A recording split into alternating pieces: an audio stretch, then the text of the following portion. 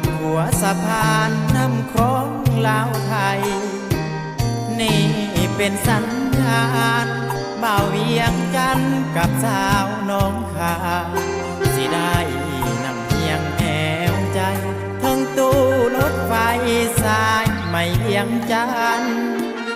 ขอพาสปอร์ตสั้นๆผ่านวันเสาร์แลส่วนสาวน้องคายแก้มแดงมาเที่ยวฝั่งของเวียงจันทร์ด้วยกัน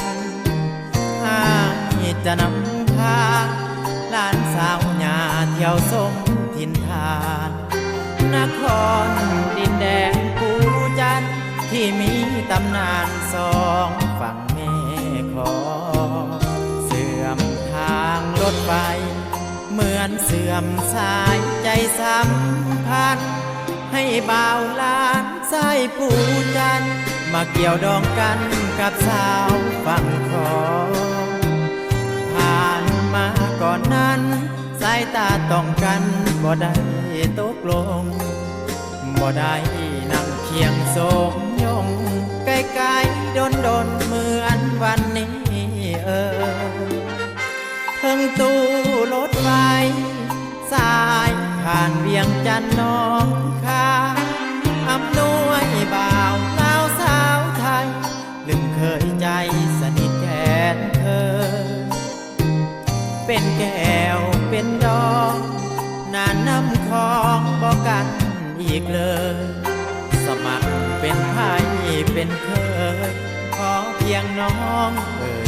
ให้อายสู่ขอ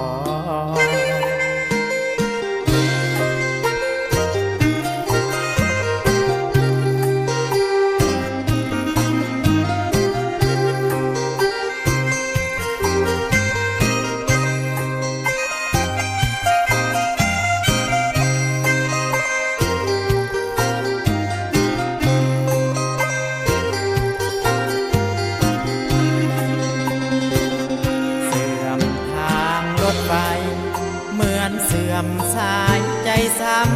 พันธ์ให้บ่าวหลานสายภูจันทร์มาเกี่ยวดองกันกับสาวฝั่งคลองผ่านมาก่อนนั้นสายตาต้องกันบ่ได้ตกลงบ่ได้นั่งเคียงโศกยงไกลๆดนเหมือนวันนี้ทั้งตู้รถไฟ